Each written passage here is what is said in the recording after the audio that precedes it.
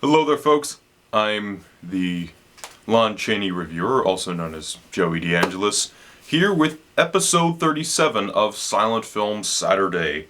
This week's installment is about the 1902 milestone, A Trip to the Moon, directed by Georges Méliès.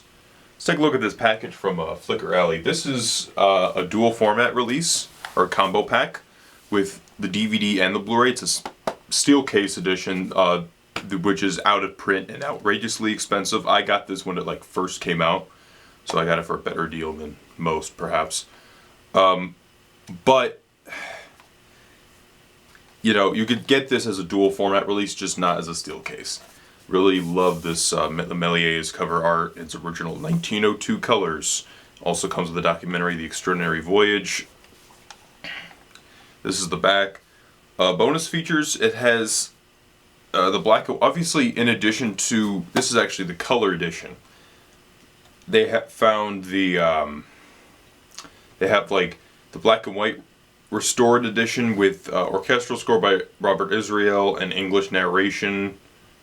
Another thing that has a troupe of actors reading it, and then another piano score, and also interviews with the guys who did the music for the color version, and 2 additional Méliès shorts. This is from Flickr Alley. They have some really good packages. I also have their Most Dangerous Game and the Cannibal Double Pack on Blu-ray, and that's a really cool set, and I really enjoyed that. Okay, so now on to the film. The film was released in 1902 and is really one of the most iconic images in all of cinema. The rocket piercing the moon's eye and the moon bleeding is really just one of those fascinating images that can only happen in the movies, or at least at the time it can only happen in the movies.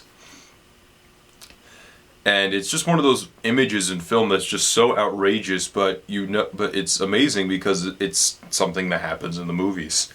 That's the way I look at it. Now the story, it's a 15-minute film, so the story goes like this. You have this main professor character, played by Méliès himself, who says, "We could go to the moon and become famous and things." There's no title cards explaining anything, which is really nice. So then they launch to the moon, land on the moon, they stay on the moon for a bit, they meet them the moon people, and they land back on Earth, and they're crowned as heroes. Really weird film, but really outrageously brilliant. First off, the visuals of the film are spectacular.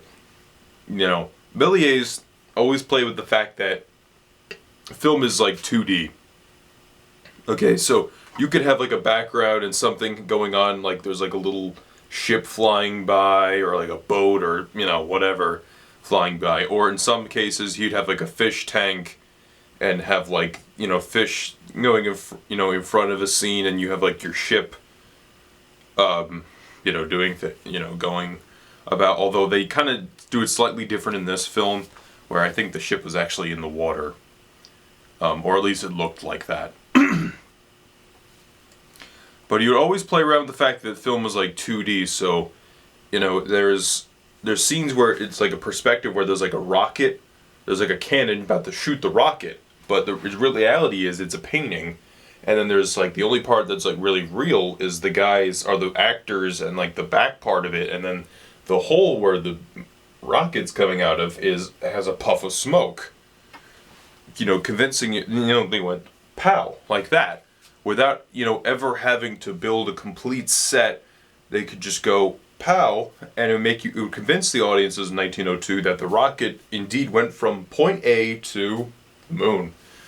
Another really interesting aspect to the film is the moon people.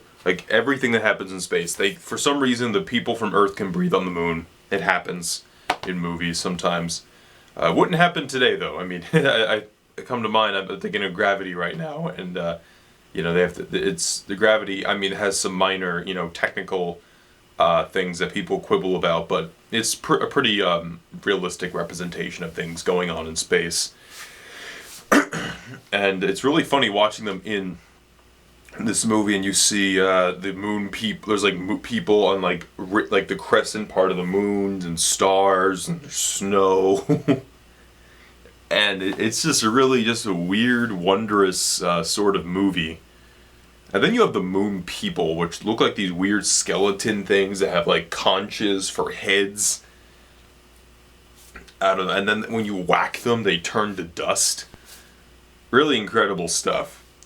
Just really sweet. And there's just some scenes that are really beautiful where they kind of just, they use the camera editing. For example, there's a scene where the character, Méliès's character takes an umbrella, plops it onto the ground. It becomes a mushroom, and through a cut, do like a jump cut, and it grows. You also, another interesting part of the movie is the actual crashing on the moon, because it happens twice. First, you see the moon get its eye pierced and kind of quibbling about it. It's like pissed off. And then you see the moon actually, the rocket actually land on the moon. Kind of a double take right there. And when they land back on the moon, back on Earth, it's like they're on a cliff and they like tilt the rocket back down, and it's really interesting how they do that. And when they return to Earth, they're celebrated. It's hooray, hooray, and there's a statue of Méliès with like his foot on the moon, and the moon has the rocket in its eye, and it's something that's really interesting. And that ending has actually been restored for the first time, if I'm not mistaken. I don't know if it was available. I don't think it was available on other versions of the film before. The score by Air is really just kind of trippy. It's one of those films. It's just so bizarre that you have to appreciate it, and it's an early film achievement. Now, I really recommend the documentary by the Extraordinary Voyage, because it kind of explains early cinema and explains the process it took to restore this film. This film, for a long time, there was no color print in existence, but then they found one in 1993, 20 years ago. And they found it, but it was really just poor, in very poor condition. So what they had to do was they had to do a digital restoration of the film, and that's why the film, looks the way it does. It's a combination of digital and real hand tinting techniques. Just remember that's the restoration process sometimes. Sometimes you have to make decisions like that. For example, on my Criterion shelf right here, I have a film known as The Red Shoes. This film was in really poor condition, and they restored it, and it almost looks better than what it did back in 1948. However, they had to make a decision. They had to restore it. And I'm glad they did it, because otherwise we wouldn't have a good print of the film. Same thing with Trip to the Moon. However, with Trip to the Moon, at least, you do have options. You have the black and white print with 4 different versions. You have the Israel score with a narration. You have the score with a troupe of actors, the piano score, and then you have the color version. So you have options with this film, is what I'm trying to tell you. Oh, that reminds me. Forgot about that. In addition to the DVD and the Blu-ray, you also have a booklet on here. It's kind of like here. So that's really cool. All I can really say is that this movie is a precursor to movies of today, because it's a special effects spectacle. This outer space adventure that's so much fun. Visually, it's impressive. Has a really interesting musical score, and you have different ways of watching it. And you don't always get that opportunity on silent film DVDs. Sometimes they give you one score, and that's it. This one, they give you a few options. Thank you for watching today's review. Next week, I shall be discussing the Fairbanks classic, The Three Musketeers. See you next week on Silent Film Saturday.